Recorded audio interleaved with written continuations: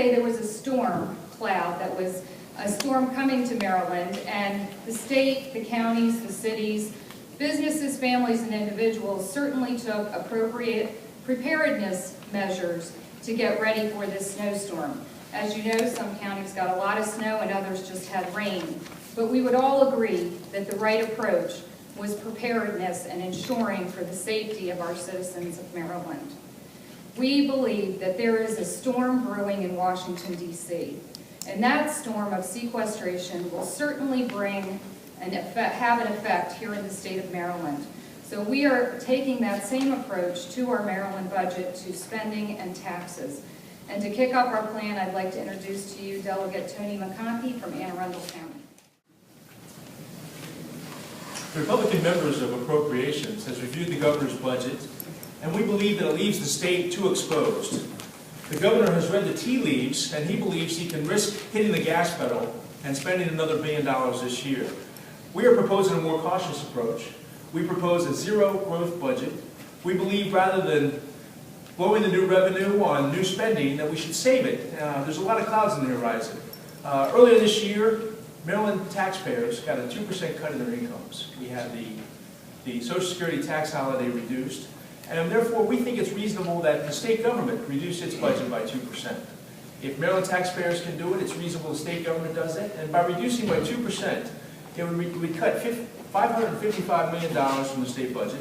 It would return us to the amount of spending that we had last year. And we think that that's the cautious approach. We think that's the appropriate approach, given sequestration.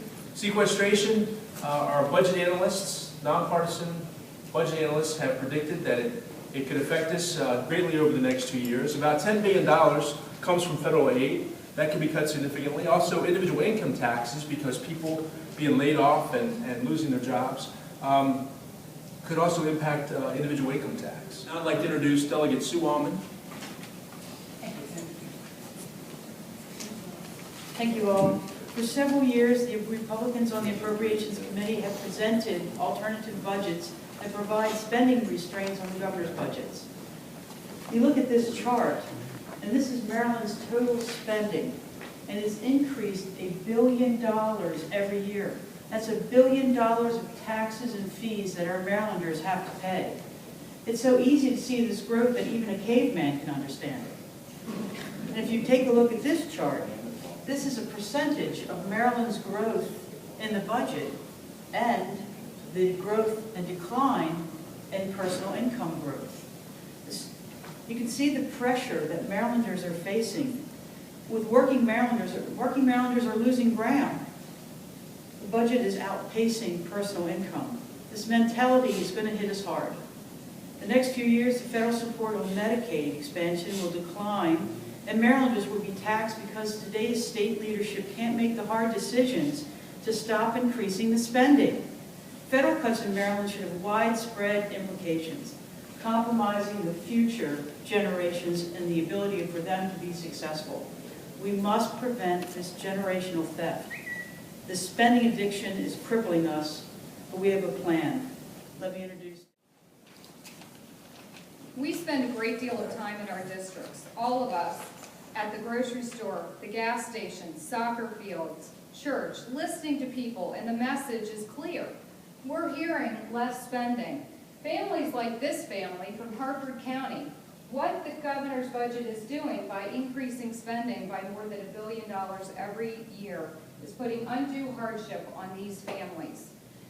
We thought this was the case, and so we put a poll question in the Gonzales poll in January, and we found out, yes indeed, we are right. We are hearing from our constituents. 64% of Marylanders agree with us. They say we need to stop these annual $1 billion-plus spending increases. We are listening to the citizens. Our plan protects against more taxes and fees. It's fiscally responsible. It's a great alternative to the bloated spending plans that we see year after year.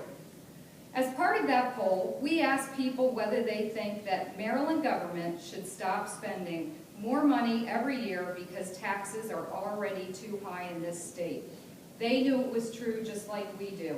64%, a majority across the board, Every party agree with us. The citizens of Maryland are clearly tired of the same old strategy of raising taxes and increasing spending. The leadership in Annapolis is out of touch with the pressures on family budgets like the Smiths from Harford County. So once again this year we thought, last year you may recall we put a question in the Gonzalez poll and we said, do you think you pay enough or too much in taxes? 96% of the people responded, yes, we pay enough or too much in taxes. We thought, is this an anomaly or is this really how people feel? So we put that question back in again this year. The results were identical. So we know it's true. 96% of the people say they pay enough or too much in taxes. Our plan is in line with the views of Marylanders. It protects against future tax increases. It puts people like the Smith family from Harford County front and center with our plan for Maryland's future budget and spending.